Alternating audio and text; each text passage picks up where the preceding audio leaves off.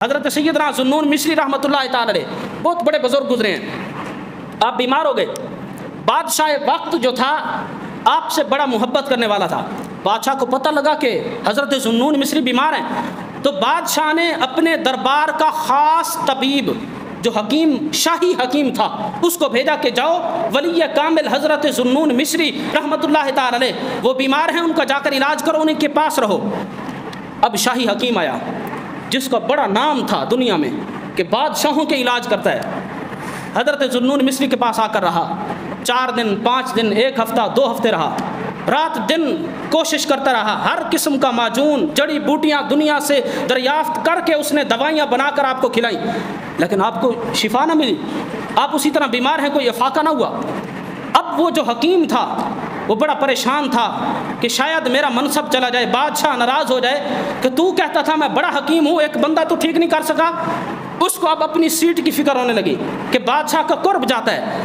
ایک دن ذوالنون مصری کے پاس بیٹھا تھا اور اسی دکھ میں یہ کہہ رہا تھا کاش کہ مجھے پتہ چل جائے نا، میرے جسم کا فلاں حصہ اگر کٹ کر ذوالنون مصری کو کھلا دیا جائے اور یہ ٹھیک ہو جائے گا تو میں اپنا جسم کا ٹکڑا کاٹ کر حضرت ذوالنون مصری کو کھلانے کے لیے تیار ہوں.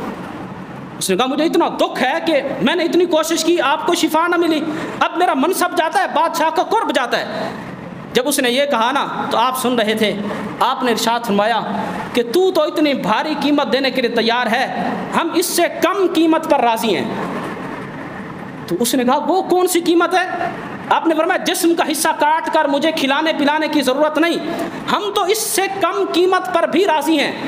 آپ نے فرمایا کہ تو ہے ایک نصرانی، غیر مسلم، میرے نبی کو مانتا نہیں، اگر تو میرے ساتھ وعدہ کر لے کہ میں کلمہ پڑھ کر مسلمان ہو جاؤں گا.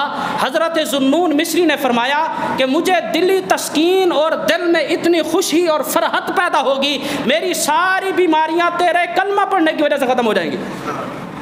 تو اس کو اب منصب کی فکر تھی.